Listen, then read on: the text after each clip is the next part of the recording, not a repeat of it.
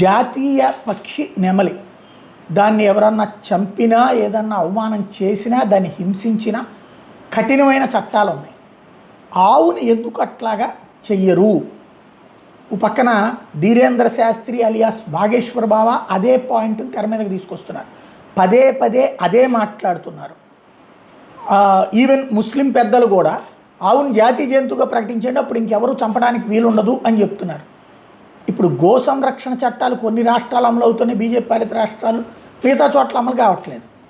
ఇప్పుడు తాజాగా కేంద్ర ప్రభుత్వమేమో జాతీయ జంతువుగా ఆవుని జాతీయ జంతువుగా ప్రకటించడం, దేశవ్యాప్తంగా గోద మీద నిషేధం విధించడం వంటి ప్రతిపాదన ప్రస్తుతం కేంద్ర పరిశీలనలో లేవని తేల్చి చెప్పారు.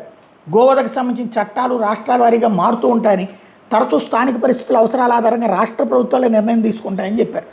దేశవ్యాప్తంగా గోవధ నిషేధం విధించాలని, ఆవుని జాతీయ జంతువుగా హోదా కల్పించాలని వివిధ వర్గాల నుంచి విజ్ఞప్తులు వస్తున్నాయని చెప్పారు. అంశం మీద కేంద్ర మంత్రివర్గం ముందుకు ఎట్లాంటి ప్రతిపాదన రాలేదన్నారు.